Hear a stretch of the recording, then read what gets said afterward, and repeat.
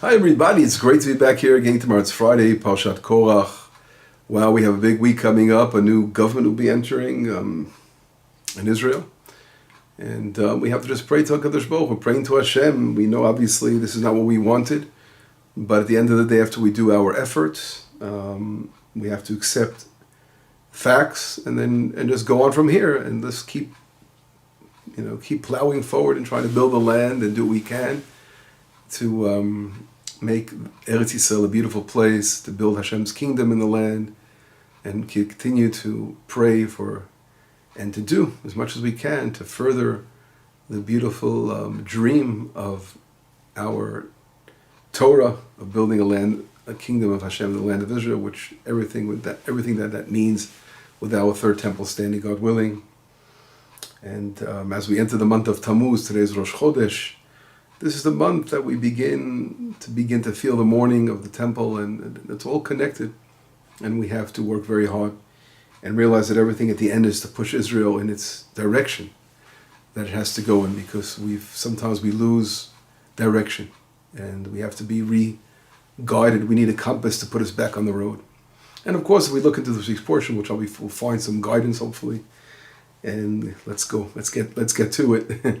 This week's portion, I'd like to first begin by bringing down a Mishnah in the ethics of our fathers. In the Mishnah in what's it called, in chapter 5, Mishnah number 6, a very famous Mishnah. It talks about 10 things that were created on the twilight time, the eve. Twilight means between day and night. We call it in Hebrew Ben Hashmashot. And on the sixth day of creation, basically I want to talk about, there are 10 things. I'm not going to talk about all of them. Others add a couple of more, and I want to talk about some of those. One of them is the mouth of the ground that swallowed up Korach and Zadato. Another one refers to the burial place of Moses, which is not known, but it was created then, during this twilight time between night and day. And the third was the first tzvat. Tzvat says that tzvat asuya. In order to make a plier, you have to have a plier to make the first plier. So it was something that had to be given as a present, the first one to the first man, so he can use it to make another one. You have to understand, of course, the depth of all the words of our great forefathers. What are they trying to say, the ethics of our fathers, in this Mishnah? But we'll get back to that, God willing, and let's begin now. And I want to focus on, if we look in chapter 16, verse number 28 to 35, we will see the way that the Torah relates the story of how Moshe Rabbeinu brought about the punishment of this evil congregation of Korach and his Adato. And Moshe Rabbeinu says, with this you will know that God has sent me. Moshe Rabbeinu has to prove now that he is a divine choice, because they're challenging, Korach is challenging the leadership of Moses. So he has to prove that he is truly sent by Hashem as a prophet. They're not only challenging the prophecy of, the priesthood of Aaron, they're challenging Moshe Rabbeinu's leadership, the fact that he's a prophet, and the fact that the Torah is from the heavens, because if they are saying that Moshe Rabbeinu didn't bring it down, there's no Torah from the heavens then, right? So that's really what Moshe has to straighten out over here. And he says that, like this, he says, with this you will know that God has sent me. And if they will die a natural death, then God has not sent me, he's saying. Now what does it mean, a natural death? A natural death is brought down to verse number 29, where they will be visited. They'll be visited like anyone else. What does it mean, visited? When a person is sick, right, usually he has visitors that come to wish him well, to pray for his well-being. They come and visit the sick. That's why the Talmud learns out from here, Rish Lakish, that this is, from here we see a hint to the commandment of visiting the sick from the Torah itself. But anyway, Moses is saying, no, people are not going to have time to visit them because they're going to be swallowed up. And that's the next verse. Moshe Rabbeinu says, V'im b'riah yivra Hashem. God will create a creation. Ufatzta damad piyah. And the ground will open up its mouth and swallow them. And kol asher lahem, and everything they have. V'yaldu chayim she'ol, and they will go down alive into the purgatory. V'yidatem ki natzu anashim ha'elet Hashem. We will know that they have despised God. So here, the verses are very descriptive of how they are challenging Torah Hashem, right? The Torah from the heavens, because Moshe is calling this despising Hashem. He's not saying despising me or despising Aaron. He's saying despising God. And they will be swallowed up. And then it says in verse 31, and after he spoke, immediately the grounds opened up, and opened up its mouth, and it swallowed up their homes, and everyone, all the people of Korach. We have to understand later who those people, and all his possessions, and they all went down into purgatory, and the ground covered them over, and they were lost. They were lost.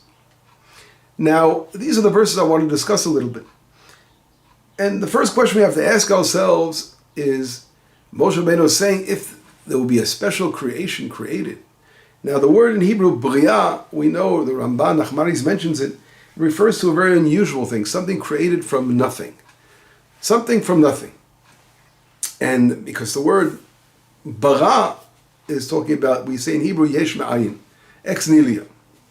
Now that kind of creation was an unusual case, because in the physical world we know that everything was, once God set creation to motion, everything is based on the natural nature, the way God created the world, that things are a result from natural phenomena of the laws of physics that God created. But here there was something that went beyond the laws of physics. Now, so the Nachmanides asked, what's going on over there? I mean, there are earthquakes every day. There were earthquakes. What's so special about them being swallowed up? There, we see every day an earthquake, someone's getting, swallowed up. But the answer is no. In earthquakes, the ground could open up, someone could fall, but it doesn't really totally cover you over. And here it was a situation where it was miraculous that they went down in the ground, totally swallowed them in. The Malbim, another commentary, adds something interesting. He says it was also very, very direct.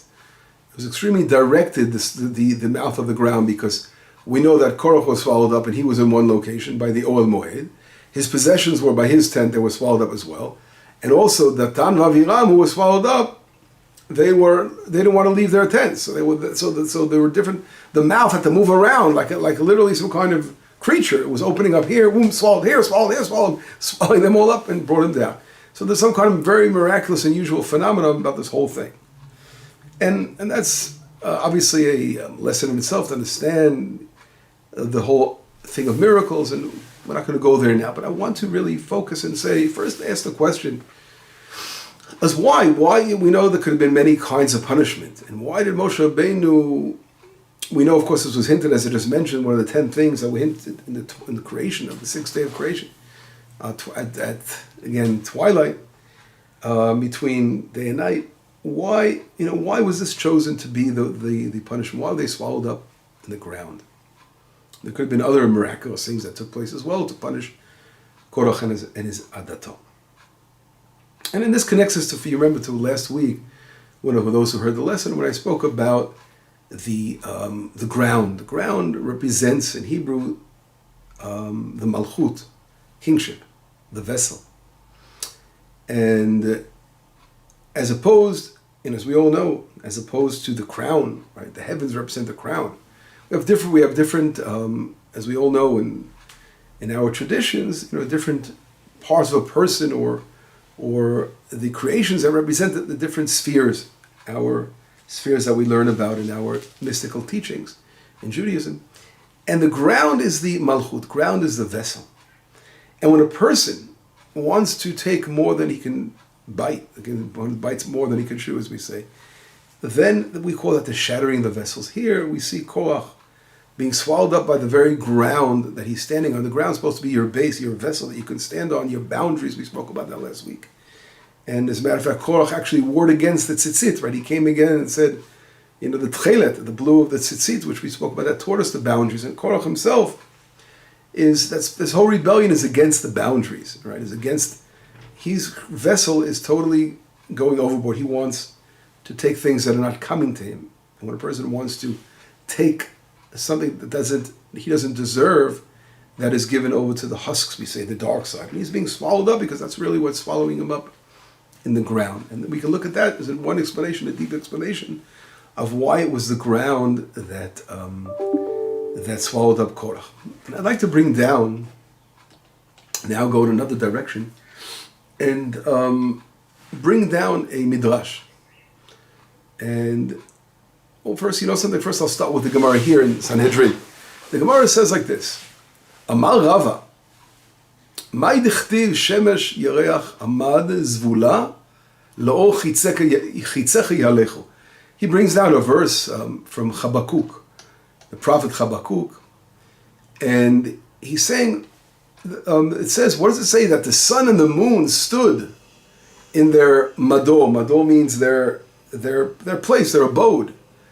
La'or chitzechi alecho, and they will go with the light of your arrows.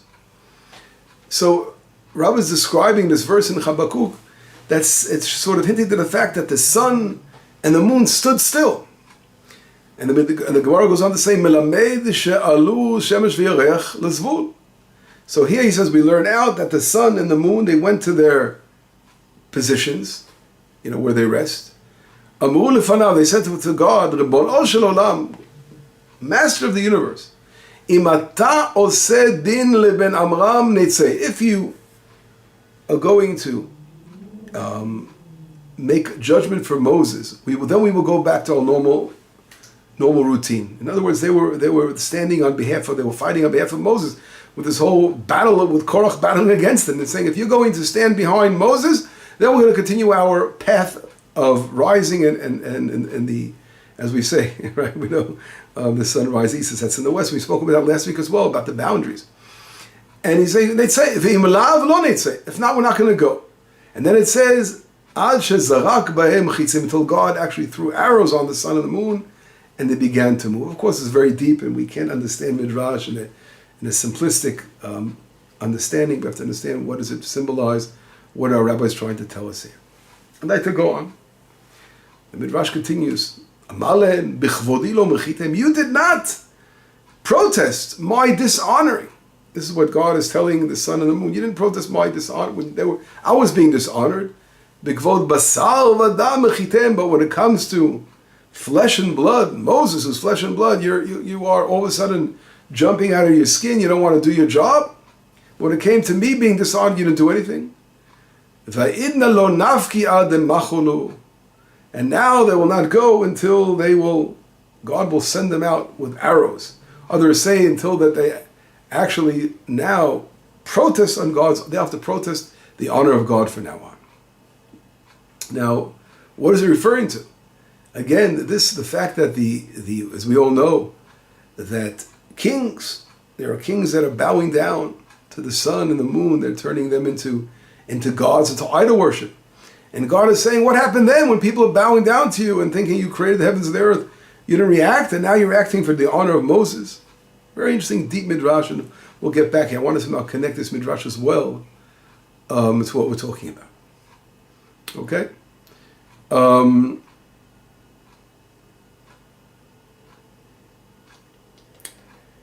Next midrash. First, we're going to see a couple of different sources. We're going to try to bring them together as a lot of times our usual style here.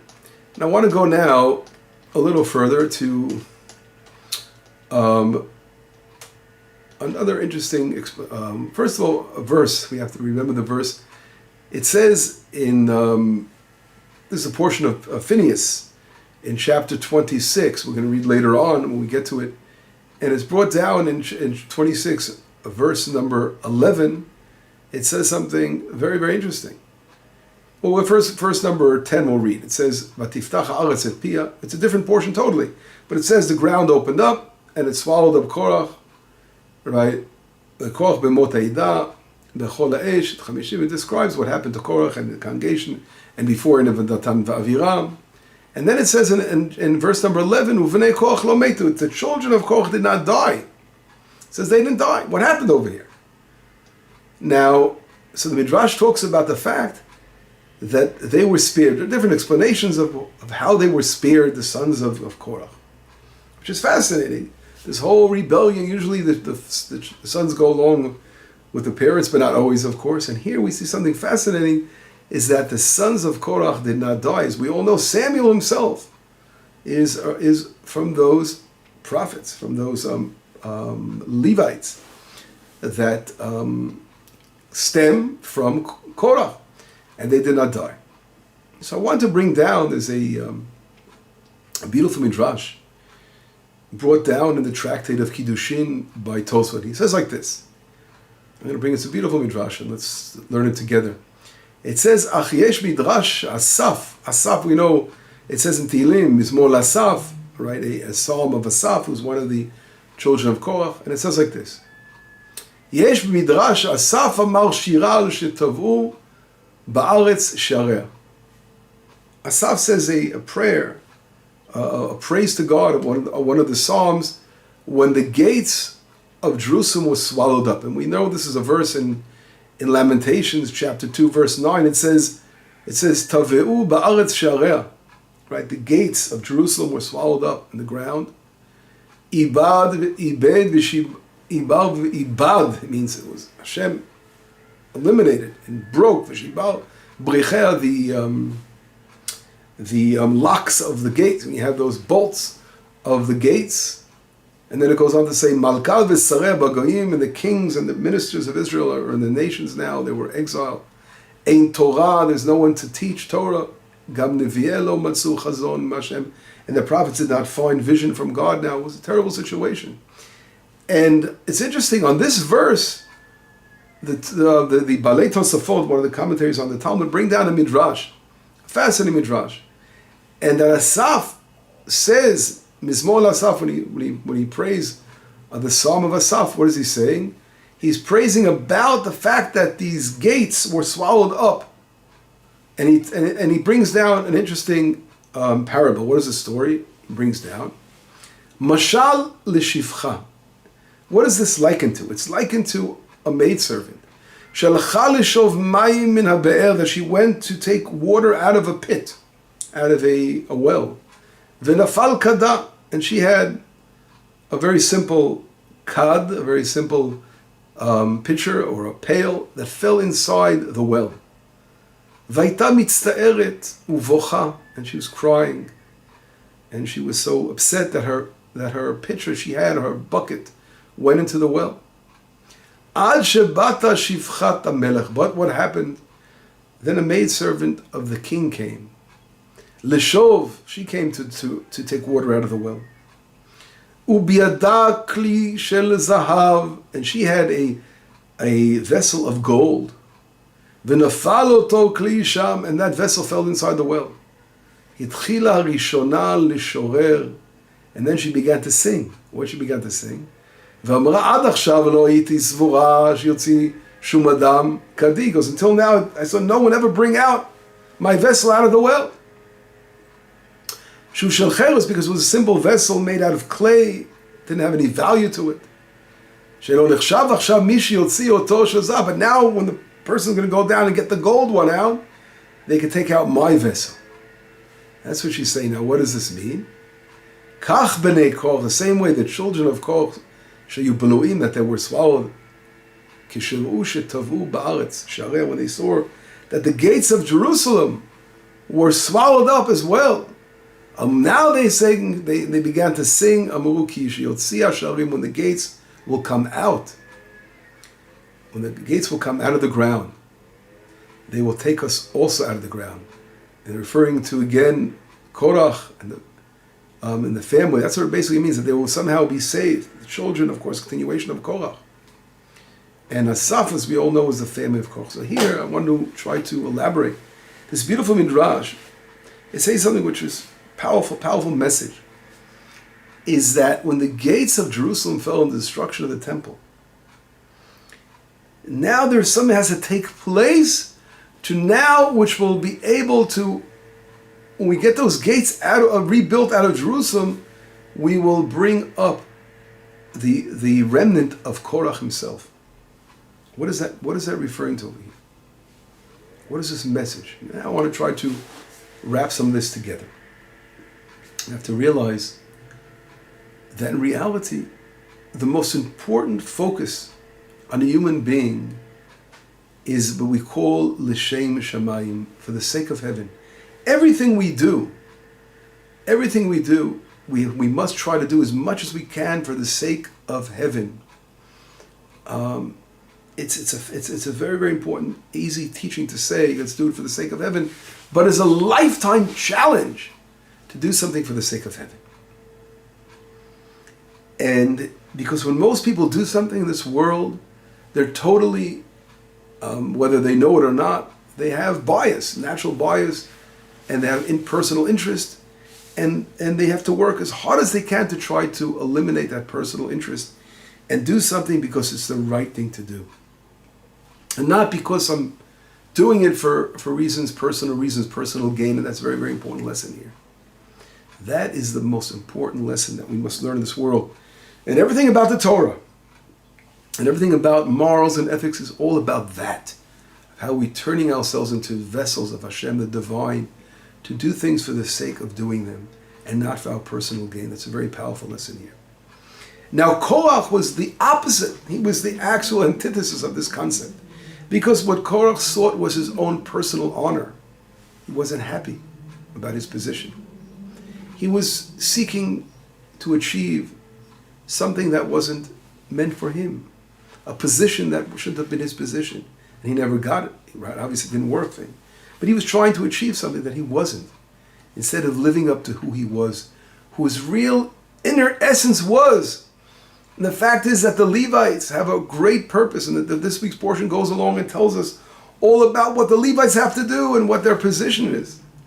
And part of what their Levites do is singing in the temple. That's one of the great functions, to sing in the temple itself.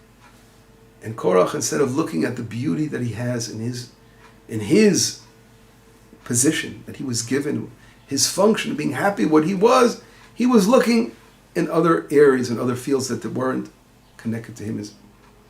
But the beauty here, we learn about the children, Asaph and the children of Korach. They are his continuation. They're his genes, right? They're his lineage, his Levites coming out of him. So he's not being totally lost when he's coming up, and that's what exactly the Midrash is teaching us. The deep meaning here. The deep meaning is that a vessel of clay. What is this vessel of clay? Because the deep spiritual power of the Levites was sort of now covered with a very, very plain vessel of clay. What does it refer? It's hinting to the fact what is a clay vessel made out of? A clay vessel is made out of earthenware from the earth. That is the earth that swallowed up Korach. Because he himself, his vessel was shattered. He didn't want to live up to what he should have been. And therefore, that clay vessel was swallowed up in the ground. But the beauty is that clay vessel was lifted up together with gold when the gates of Jerusalem fell. Because the gates of Jerusalem symbolize, what is the gates? That's again the boundaries. The boundaries of our Temple Mount. On that holy spot, which was chosen. And this relates to exactly what's going on in the world. The world is saying, wait a second. Oh, this is the Temple Mount. This is where the Arabs have their mosque. But no, the point is that people are trying to take from us the place that the holiest place of Israel was given to the people of Israel for an everlasting inheritance, our Temple Mount. Our temple, our gates. They want them to be swallowed up. But no, the Midrash is saying these gates will arise again. And together, they will be able to gather up those lost vessels that we thought they were shattered and gone, but no, they'll be taken back again and brought to life again and filling their function. And this is a relating again to the fact that the nations of the world, everyone has to realize they have a purpose in this world, but they have to focus on what they were created for and not any other purpose. They have to go for their particular purpose. And then they will prosper really, but as long as the Arab world is going to say, no, Jerusalem is ours and this, they're going to fail and they're not going to succeed because that is our purpose. And that's really a hint. There's a very, very deep hint to what we're talking about this whole time of Korach being swallowed up. This is a very, very powerful message. And everyone has to realize their position in this world, what their function is. And when they realize that, everything will find its place and things will be in perfect harmony. And this is the message of that broken vessel. Now, if we take this back now to what I opened up with, on twilight there were different things created, and one of them was the ground that swallowed up. Why? What does twilight represent? Twilight represents between night and day. It's a time that you don't see well. Everyone knows during twilight it's very difficult to see because it's a mixture of the sun setting and getting dark. It's a hard time. There's what's it called? A blurring of boundaries during that time. You can't see between, make a distinction properly. So people are lacking the proper distinction between black and white, right? You can't make a difference between day and night. You can't make that choice. So that particular lack of distinction refers to a lack of the choice. We don't know. And that's exactly what Korach. They're coming along, and that's why Moses' burial was buried again, as we say, was created during twilight to show that here it's hinting to the fact that it's going to be challenging, a lack of a blurring of who Moses is. This is the Korach connection. The same way as we spoke about the ground opening up and swallowing up, because Korach, during that time is when there is a darkness mixed with light and things are not clear, then people are losing their direction, and then that is when there was the ground was created that swallowed up Korach. Now, what is the tzfat b'tzfat say? What is the clamp? What is that vessel that God created us, giving us a plier? That refers to, of course, the deep message of this creation of ex nihilo, that God, at the end of the day, obviously stands behind everything, and that we wouldn't be here if God did not form us and set us into motion of creation that created from ex nihilo this world. And what is the ex nihilo of creation? Our Kabbalistic teachings tell us that this is the vessel to receive. God created the world and gave us that beautiful vessel of being human beings. What are human beings? That we want to receive. We want things, right? That's beautiful to want. But the way we want them has to be done through holiness. For the sake, as I said before, for the sake l'shem shamayim, to do something for the sake of heaven. And when we do it through that way, then we are able to uplift it. And we are creating the proper boundaries. And that is the gates of Jerusalem will stand. When everyone realizes this, when they work and they look for their purpose in life, and they do it for the sake of doing it, everyone will find their place in this world, and it will bring perfect harmony to this world. But as long as we are going to seek things that we don't deserve, they're not coming to us. Not because we're not as good as others, but because we weren't created for that purpose. We have to realize our purpose in this world. When everyone does that, we will have proper harmony. And that is the source of the falling of Korach, when he began to look outside of who he was and what he should have been. It caused this breaking of the vessels. But then we saw the beautiful that God, there's always no anguish, there is no despair. God again will bring later on in his progeny, we see how his children come out, and his children understand the proper boundaries, and they're standing in the temple stairs and singing in the temple, the Levites, as we see Samuel, who was that great leader, prophet, who comes along and he's now reestablishing the olim laregel, those who come to the temple, because during his time they were forgetting about the temple, and he began every year, began with one, and then he took another until all of Israel was going now to Shiloh at that time. And that, of course, he was the forerunner, the beginning of the temple that would stand in Jerusalem, because he anointed King David, as we all know, and later on, of course, that will lead to the final redemption.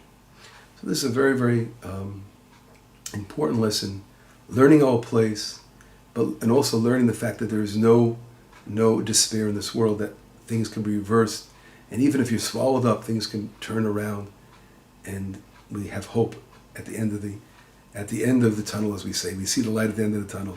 Shabbat shalom, b'sorot tovot, yeshuot v'nechama.